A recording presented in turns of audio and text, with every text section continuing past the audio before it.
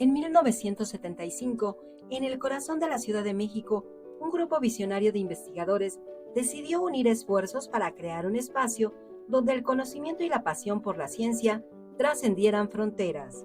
Así nació la Academia de Investigación en Biología de la Reproducción AC, AIBIR, con la misión clara de fortalecer la vinculación entre científicos mexicanos dedicados al estudio interdisciplinario de la biología de la reproducción, tanto humana como animal.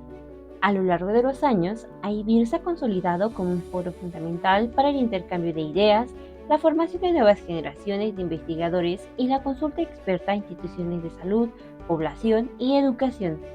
Con alrededor de 75 miembros activos, la Academia ha motivado encuentros anuales, cursos de actualización y eventos extraordinarios en los que se comparten avances, experiencias y retos, tanto a nivel nacional como internacional. Los académicos de AIBIR han sido pioneros en ampliar el conocimiento científico, desarrollar estrategias para la prevención y manejo de alteraciones en salud reproductiva y de manera paralela impulsar mejores prácticas clínicas.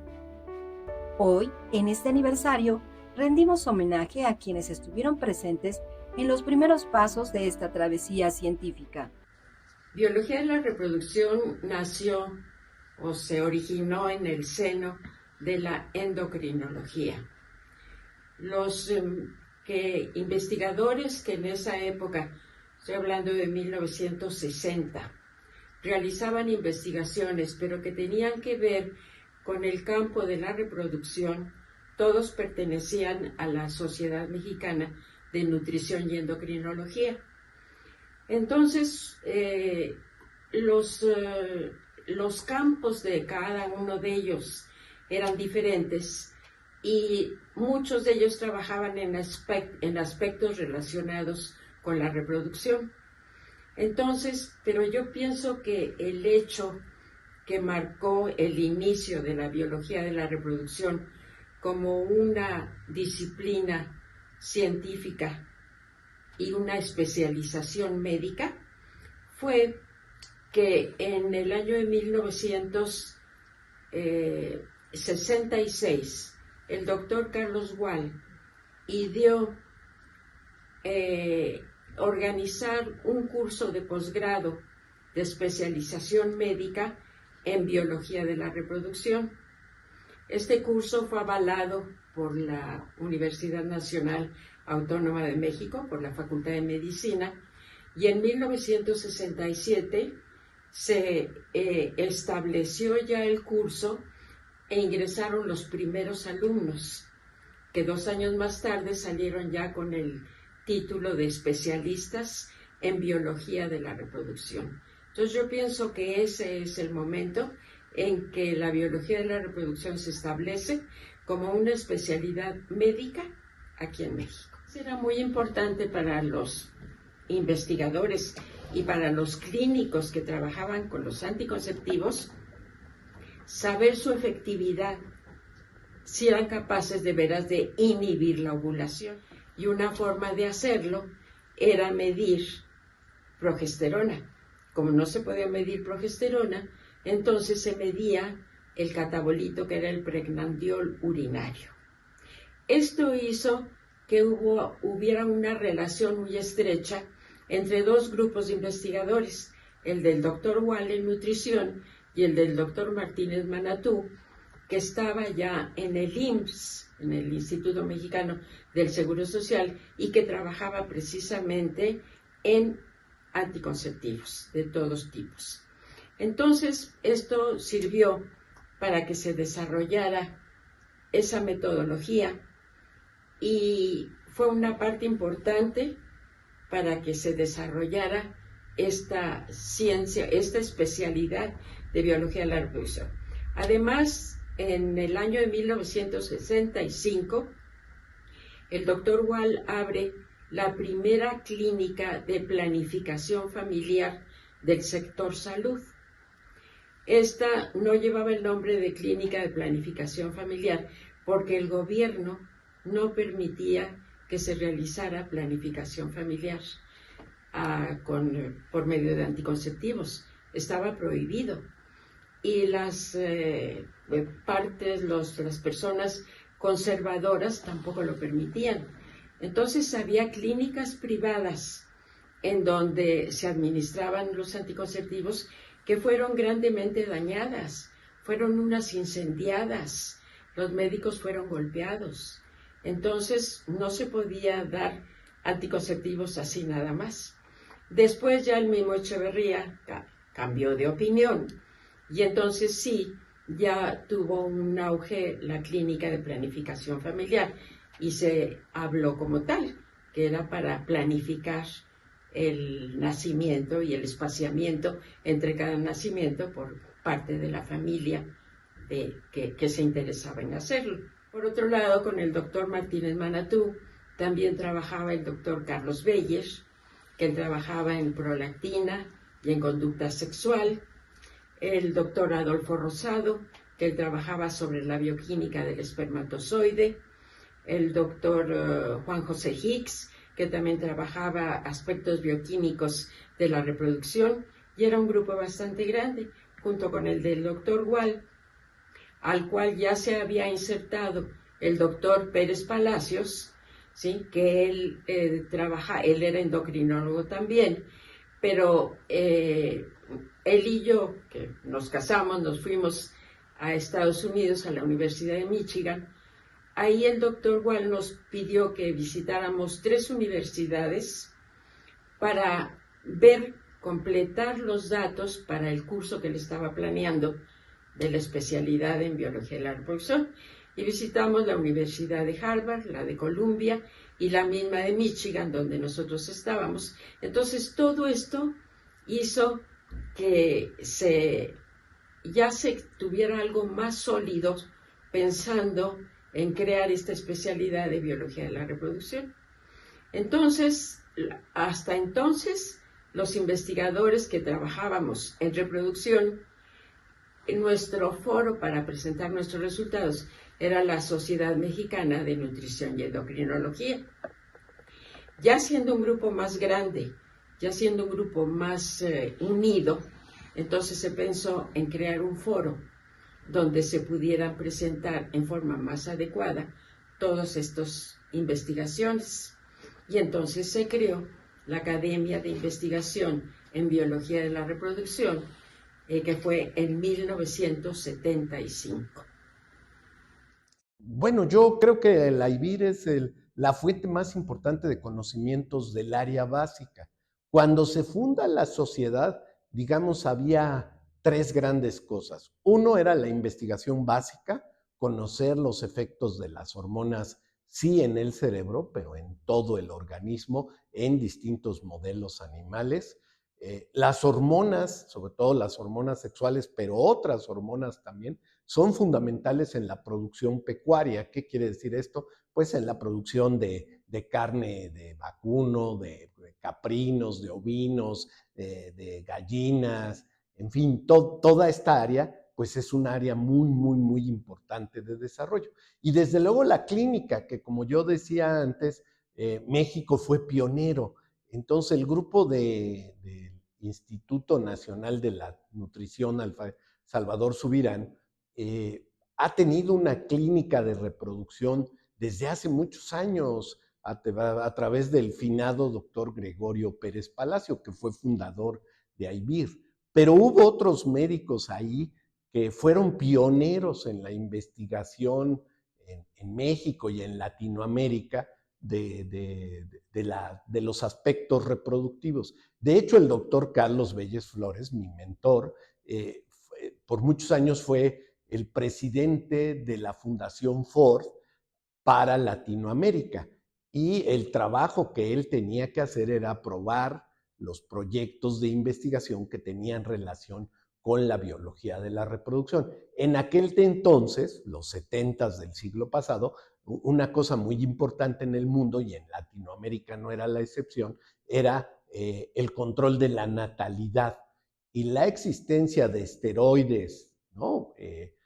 Permitió, pues esto que decíamos, la píldora anticonceptiva, luego las inyecciones anticonceptivas de depósito, que funcionaban 3 meses, etcétera. Entonces, México fue pionero y fue la IBIR, digamos, el objetivo era participar en estas tres cosas, ¿no? Realizar investigación básica, mejorar la producción de carne de los animales que comemos los humanos y el control de la natalidad. Desde luego, pues ahora tenemos, yo me acuerdo hace muchos años, precisamente Margarita Martínez tuvo mucho interés, pues para estas cosas asociadas a problemas de esterilidad y fertilización in vitro y implante de embriones obtenidos en probetas, etcétera, etcétera. Entonces, el papel de la IBIR ha sido muy importante en promover este tipo de investigación.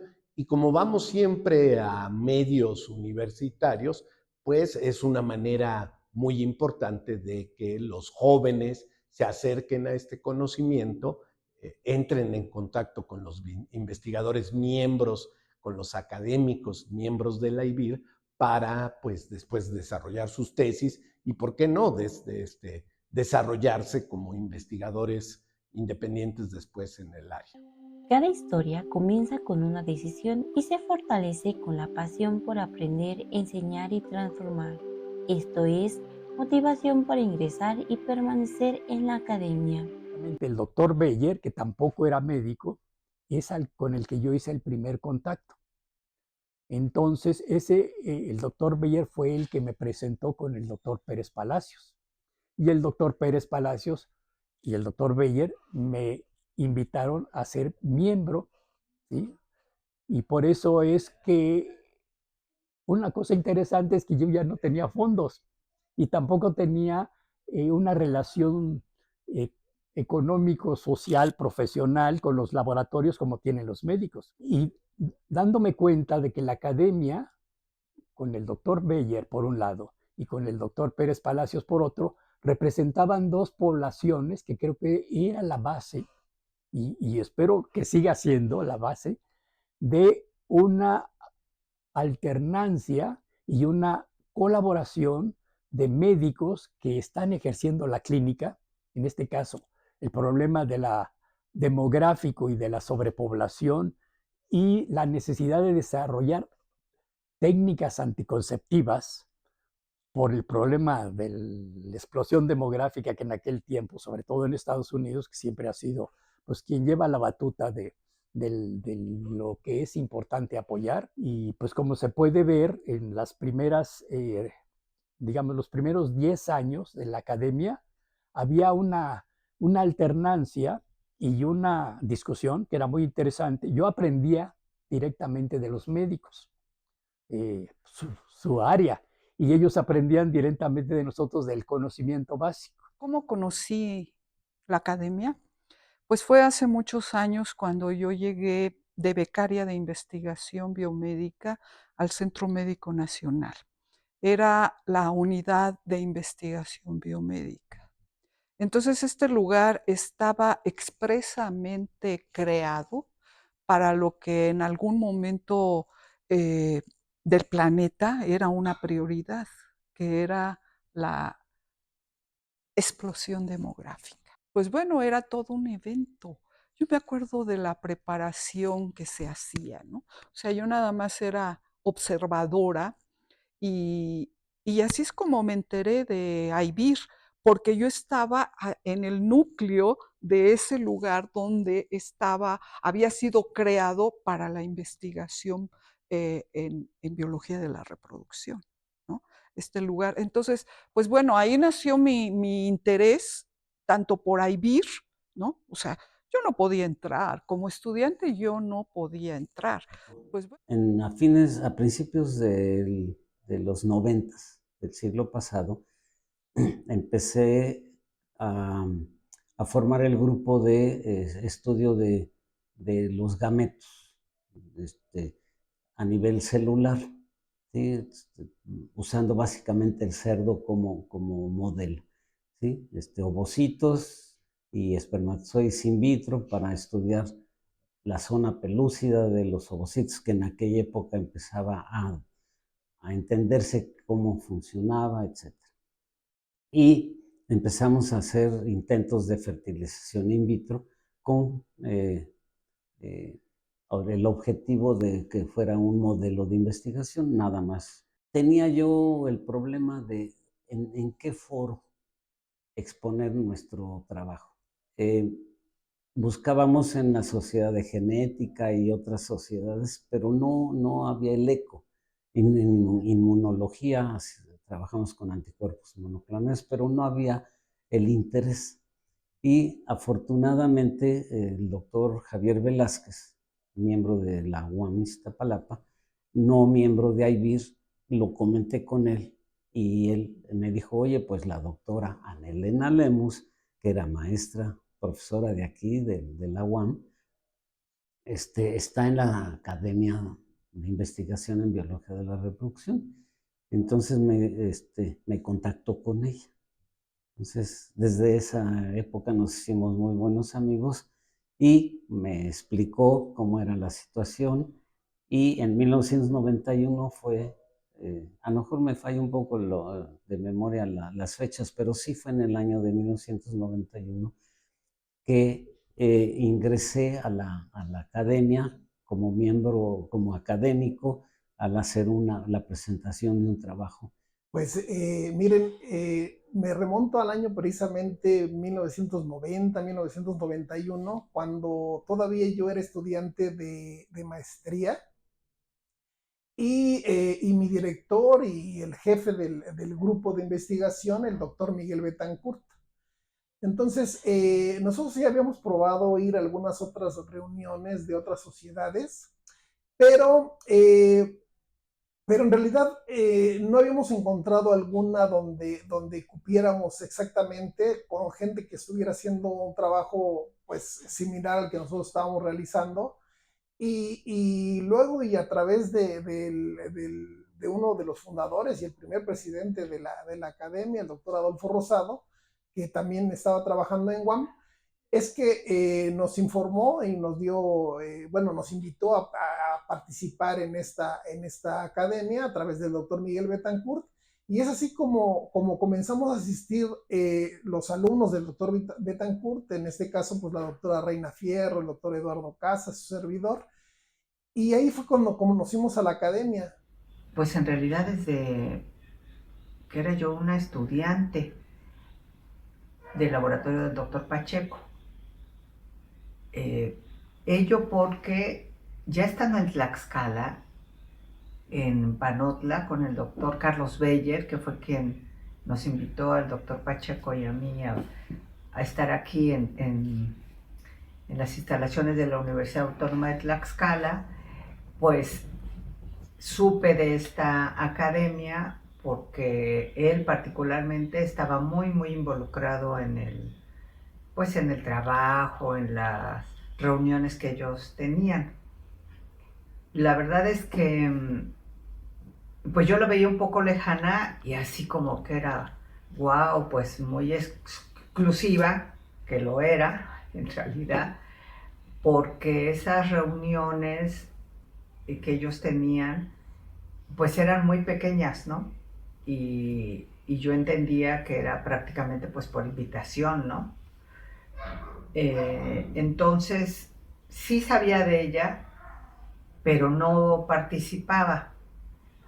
Y yo pensaba desde que era estudiante, pues que era básicamente pues porque pues solamente así los muy ultra especializados en el área pues acudían o formaban parte de la academia. De hecho, mi maestro, el doctor Pablo Pacheco, él en realidad no participaba tampoco como miembro de esta prestigiosa academia. Y bueno, y con el paso de los años yo seguía oyendo hablar de la IBIR, y fue en realidad hasta que la doctora Mercedes Perusquia, que vino a hacer la reunión aquí a Tlaxcala, en las instalaciones de la universidad, es que pues ya recibió una invitación formal, ¿no?, para participar en la IBIR, y pues la verdad pues padrísimo, ¿no? Pues la verdad que estaba yo muy nerviosa porque ya sabía yo, por muchos de mis conocidos, de mis amigos o de mis maestros, pues que era así, pues muy difícil el ingreso y que las reuniones donde se presentaban los candidatos a ingresar, pues podían ser también complicados, ¿no? Como lo puede verificar más adelante. Y pues bueno, Mercedes me invitó a que lo intentara y pues lo logré. Presenté ya algo del trabajo que teníamos sobre el piso pélvico y las funciones sexuales y pues bien contenta de que logré ingresar. El proceso de evaluación es una oportunidad para demostrar vocación, disciplina y pasión por la investigación. El objetivo era ser un foro en el cual se presentaran los resultados de los trabajos de investigación de investigadores mexicanos que estaban desarrollando en el campo de la biología de la reproducción, porque en endocrinología, si bien ovario y testículo forman parte de los órganos endocrinos, ya el aspecto de reproducción prácticamente era diferente. Y entonces se pensó de que tener un foro, un sitio donde se presentaran esos resultados y que no fuera una sociedad, sino que se le diera el grado de una academia, lo cual la hacía totalmente diferente, porque en este caso eran muy estrictos para los trabajos que se iban a presentar. O sea, ¿cuál era la filosofía de esta academia? Poder hacer una publicación, pero de altísimo nivel. Y para hacer eso, pues bueno, se reunían, se discutían los trabajos, pero muy fuertemente, ¿no? Bueno, estaba el doctor Pérez Palacios también, ¿no? O sea, muy fuertemente eran las discusiones con la idea central de mejorar tangiblemente el artículo.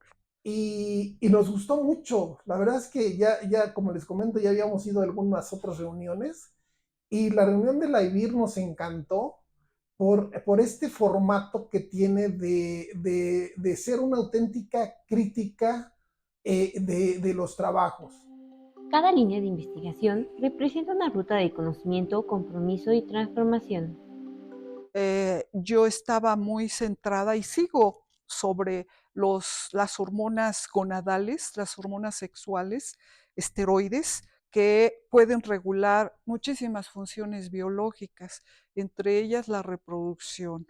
Yo comencé estudiando el útero, de la actividad uterina, pues porque es muy importante en el momento del parto. Entonces, ¿cómo se modula esta actividad? Fue una parte que le dediqué muchos años a lo que es la regulación de la contractilidad uterina, tanto espontánea como inducida, ¿no? Y encontrar también en el útero humano que había una situación relajante y eso apuntaba que podrían ser unos importantes tocolíticos, los esteroides, ¿no? Que la falta de esto durante un embarazo que no está regulando una quiescencia uterina, pues eso, pues a mí me abrió un panorama interesante y después obviamente me salté a otros músculos lisos como fue el músculo liso vascular, lo cual las aportaciones son sobre la regulación de la hipertensión arterial. Y esa parte, pues a mí me sigue, pues, importando Las muchísimo. líneas de investigación que yo trabajo son estudios básicos de biología molecular de la gametogénesis. Particularmente lo que estudiamos es genes que pueden ser relevantes para la formación de óvulos y de espermatozoides. Y también tenemos una línea muy consolidada de toxicología reproductiva donde hemos analizado el efecto de diferentes agentes químicos a los que todos estamos expuestos, que tienen que ver desde plaguicidas como insecticidas y herbicidas. También hemos estudiado el efecto de plastificantes como los talatos, y también hemos estudiado los ahora muy de moda compuestos perfluorados. Entonces, sobre eso hemos tenido, bueno, pues una serie de publicaciones en revistas de impacto, y la IBIR ha sido muy importante para nuestra investigación, porque antes, bueno, es otra característica que tiene también la IBIR. Nosotros llevamos el trabajo en extenso, se presenta el trabajo en extenso para que lo pueda revisar la academia y así recibir comentarios. Entonces, pues cada que vamos a tener una publicación, antes de hacerla, lo llevamos a IBIR. Nuestro trabajo es revisado por especialistas desde diferentes ángulos, dependiendo a lo que se dedique cada quien.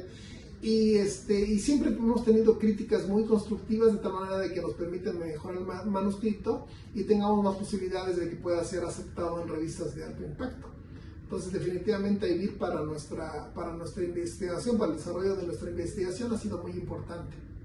Desde a principios de los años 80 empezamos a trabajar con los componentes de la zona pelúcida, que se empezaba a trabajar eso, de los ovocitos, y empezamos a estudiar su bioquímica, sus componentes químicos, usando como modelo el cerdo, y se empezaban las metodologías de Western blot, electroforesis en 2 dimensiones. Eso era, y empezaban la situación de hacer todo micro, ¿sí? Porque de hacer el cultivo de los gametos, hacer el cultivo de células, era macro, casi eran roperos las incubadoras, porque se usaban botellas muy grandes. Y en los 80 empezó a hacerse la parte de micro, de todo, en micro cantidades. Trabajamos con microlitros, mililitros, y entonces de esa manera nos incorporamos al conocimiento de los componentes de la zona pelúcida principalmente, a través de identificar sus componentes con anticuerpos monoclonales. Entonces ese fue el primer contacto. Después llegó el momento, unos años después, en que la industria de la producción de anticuerpos monoclonales, la industria la absorbió. Ya no eran motivo de la investigación el producir anticuerpos monoclonales como lo hacíamos, porque la industria la absorbió y empezaron a venderlos, a producirlos y a venderlos. Entonces ya no era por ahí nuestra línea de investigación. Decidimos enfocarnos a estudiar la fertilización in vitro, los componentes de la fertilización in vitro, que también empezaba a conocerse a nivel bioquímico, celular y por supuesto molecular. Entonces de ahí partió nuestra idea, y por eso asociarnos con la IBIR. Sí, trabajé con glándulas suprarrenales, fue lo primero, fue mi tesis de licenciatura, el establecer la biosíntesis y metabolismo de hormonas esteroides en la glándula suprarrenal. Entonces describí por primera vez la formación de dehidroepiandrosterona, y corrí con muchísima suerte porque fue una publicación en el Journal of Clinical Endocrinology and Metabolism, y que fue lo de mi tesis. Con mis coautores eran gentes muy destacadas en el campo. Era el mismo doctor Carlos Waller, el doctor Dorfman, que se considera como el padre de las hormonas esteroides, el doctor Marcel Gut y la doctora Irene Klein. Entonces, eso fue. Después seguí trabajando con ovario y testículo, también biosíntesis y metabolismo de hormonas esteroides. Y cuando nos fuimos mi esposo y yo a la Universidad de Michigan, ahí fue muy importante porque tuvimos la oportunidad de trabajar en la unidad feto-placenta, también biosíntesis y metabolismo en la unidad feto-placenta humana. Y también tuvimos la oportunidad de ver algunos problemas de la diferenciación sexual que eran debidos o a fallas en el sistema enzimático o a fallas en la producción de alguna de las hormonas, ya fueran andrógenos o estrógenos. Entonces, a nuestro regreso, pues tuvimos esa parte de ampliar los proyectos de investigación en nutrición y tomar un rumbo paralelo, pero ya diferente. Y mi esposo, el doctor Pérez Palacios, creó la unidad metabólica de diferenciación sexual para poder estudiar todos estos problemas lo más temprano posible en el nacimiento de una persona y poder tratar de dar una respuesta a qué se debía el problema y sobre todo tratar de establecer un tratamiento si es que era posible. La investigación está enfocada principalmente en lo que es la actividad del área pélvica femenina. Particularmente trabajo con la inervación de la musculatura estriada pélvica, con algunos de los músculos que conforman esa faja que sostiene a las vísceras del área abdominal pélvica, particularmente las reproductivas. Y de hecho, pues ese fue mi interés desde hace muchos años, ¿verdad? Me interesaba el estudio, la neurofisiología de las funciones sexuales que se llevan a cabo en esta área. Y bueno, mi línea de investigación ha sido fundamentalmente el estudio de la influencia de las hormonas en el sistema nervioso desde varias perspectivas, es decir, cómo las hormonas regulan la conducta sexual, que fue el área en la que inicié, y posteriormente la interacción entre las hormonas y los psicofármacos, es decir, fármacos que actúan en el sistema nervioso central. No solamente las diferencias sexuales, es decir, si actúan igual los fármacos ansiolíticos o antidepresivos en hombres, en mujeres, en machos o en hembras, sino los cambios que ocurren a lo largo de la endocrinología en los dos sexos y cómo esto puede influir en el efecto de los fármacos, es decir, funciona igual un fármaco en etapas tempranas del desarrollo que al final de la vida en individuos posmenopáusicos. Estas son preguntas que se han venido haciendo en el laboratorio. Y naturalmente, pues todo esto subyace al proceso de diferenciación sexual cerebral, ¿verdad? ¿Qué produce que un cerebro sea masculino o femenino y cómo se determinan estas diferencias en el desarrollo temprano?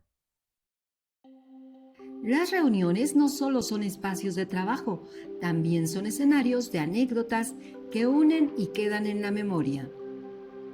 Hay una que se presentó en la primera reunión de la academia.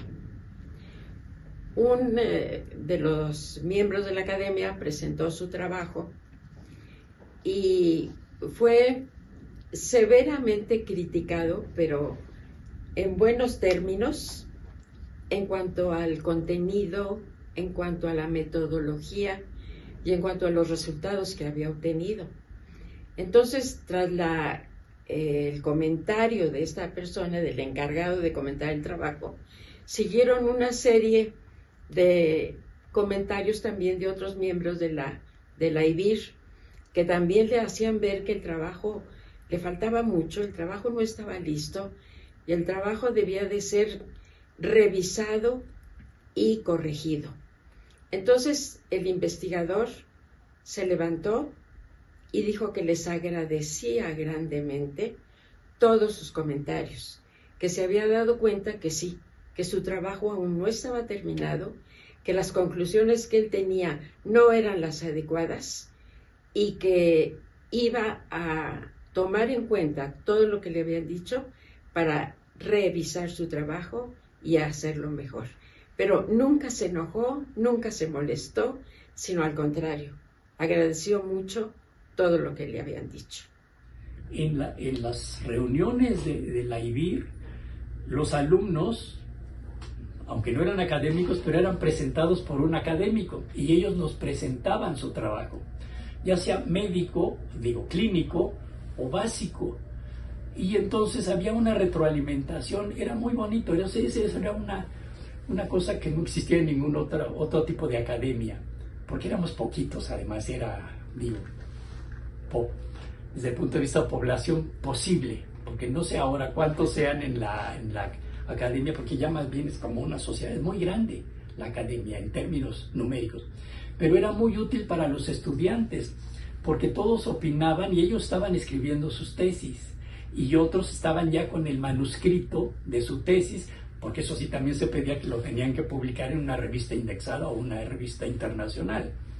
Y entonces era muy, muy interesante la retroalimentación entre el tutor, que podía ser un clínico, donde se le ayudaba mucho por parte de los básicos porque le faltaban conceptos básicos, o podía ser un básico, pero les faltaba mucho de conceptos clínicos, de la visión de un médico a nivel de epidemiología, de la aplicación de cualquier cosa de tratamientos a pacientes directamente, y era muy bonito.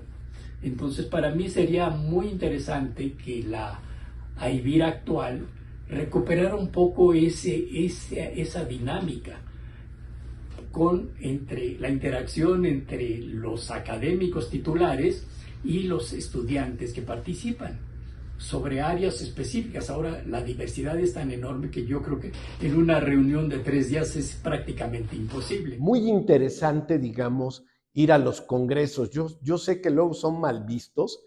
Desde que yo era estudiante se hablaba de turismo científico.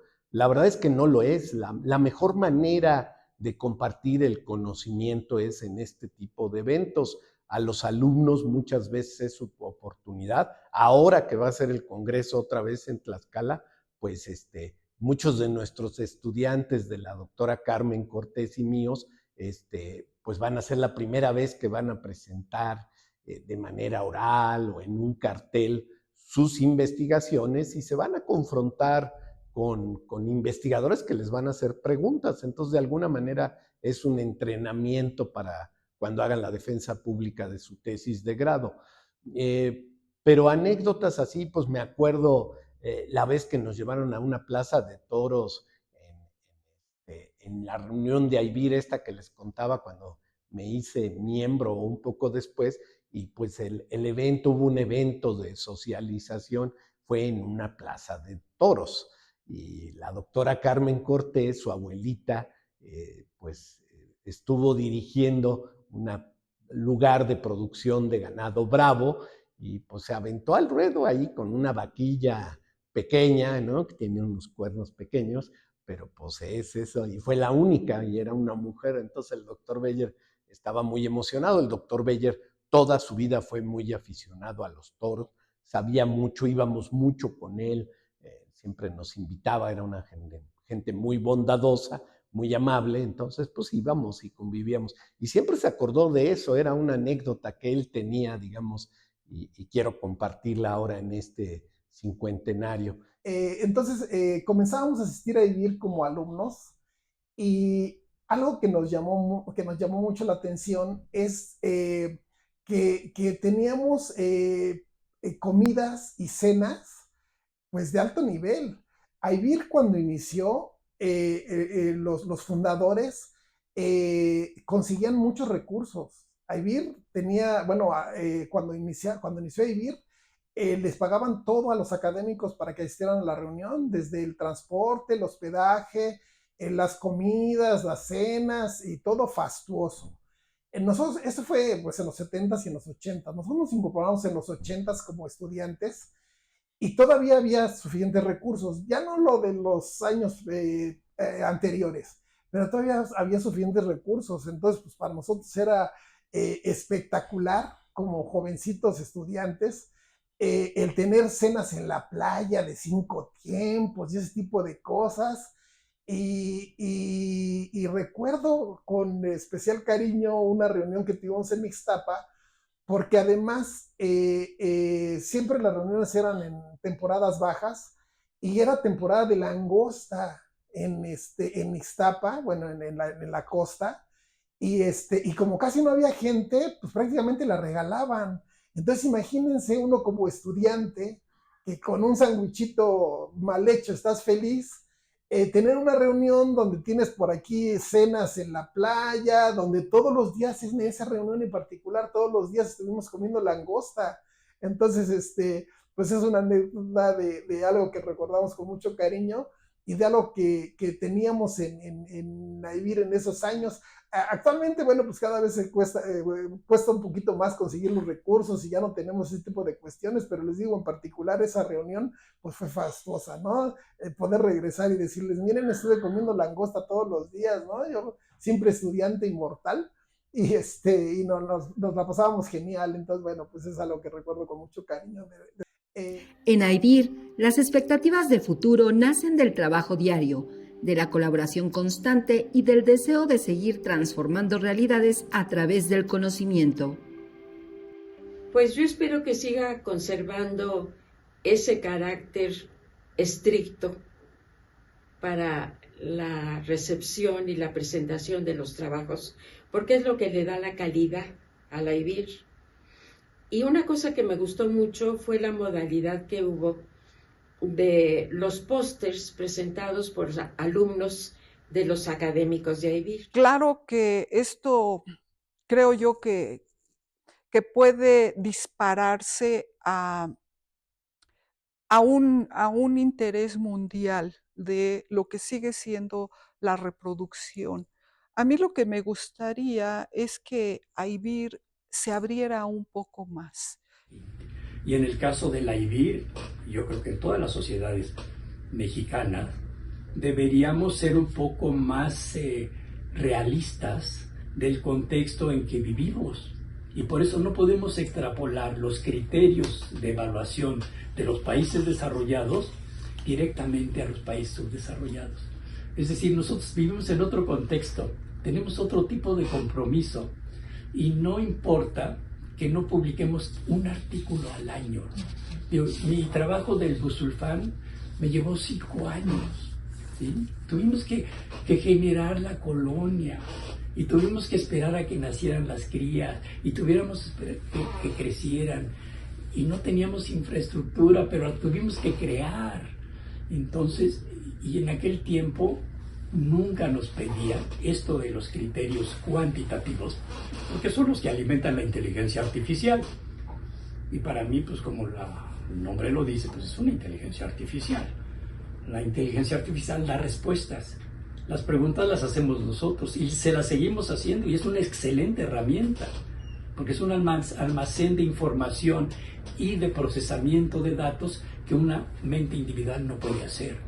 ¿Qué es lo que espero? Que ojalá el esfuerzo que hemos estado haciendo para atraer a los médicos, endocrinólogos, ginecobstetras, urólogos, etcétera, de las áreas que tienen que ver con la biología de la reproducción, pues se acerquen a esta asociación. Creo que este tipo de divulgación va a ser importante.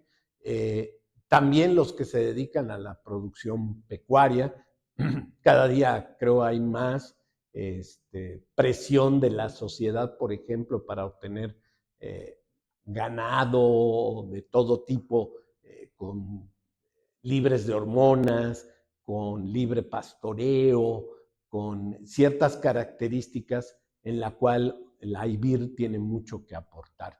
Así que yo creo que los próximos años van a ser otra vez de crecimiento, de mucho éxito. Creo que han hecho un esfuerzo considerable e importante.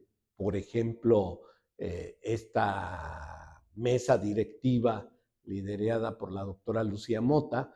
Entonces, y quienes vienen atrás también tienen mucha experiencia. Entonces, creo que nos augura un futuro mejor a todos los académicos de la IBIR y esperamos, reitero, que este sea uno de los mecanismos para pues divulgar lo que hace la IBIR, lo que es la IBIR y lo que podría hacer en la medida en que se incorporen nuevos académicos con nuevas áreas de investigación. La academia nació con un propósito muy específico, con una intención muy particular de regular la fertilidad en México, así a niveles grandes, y la fertilidad fundamentalmente de las mujeres, tratando de reducir la tasa de natalidad.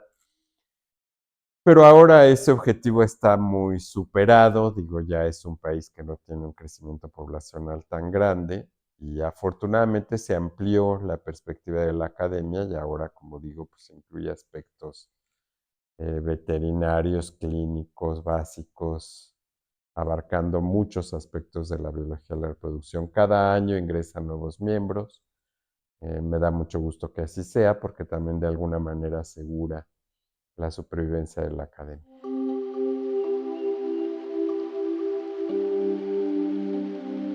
Yo estoy súper mega contenta de que vengan a la Universidad Autónoma de Tlaxcala a celebrar junto con la Sociedad Mexicana de Ciencias Fisiológicas, porque somos asociaciones hermanas que estamos ahora caminando juntas en algunas acciones, pues que vengan aquí a esta ciudad a celebrar los 50 años.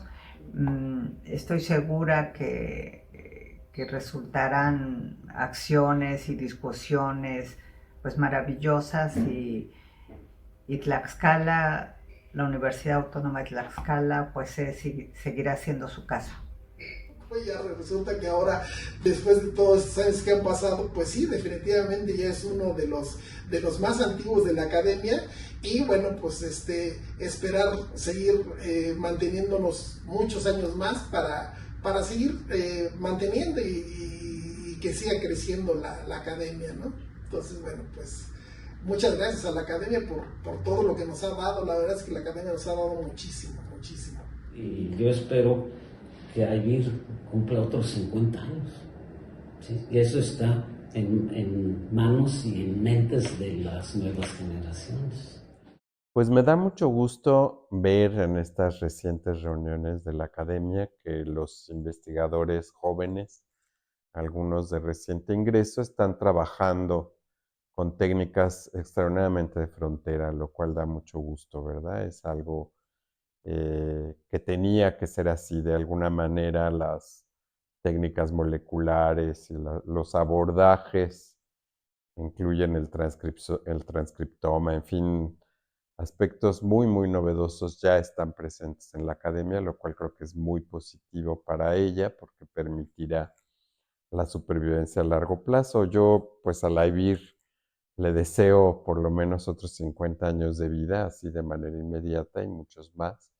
Creo que está haciendo un trabajo extraordinario la presidenta actual. Hoy celebramos medio siglo de compromiso, descubrimiento y colaboración.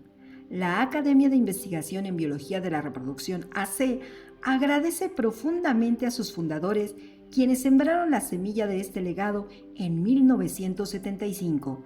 Gracias a su visión y al esfuerzo de generaciones de investigadores, llegamos a 2025 con orgullo y esperanza. Que este aniversario sea el impulso para seguir avanzando en la ciencia y para las nuevas generaciones. Con pasión y propósito, ¡feliz 50 aniversario! ¡Felicidades!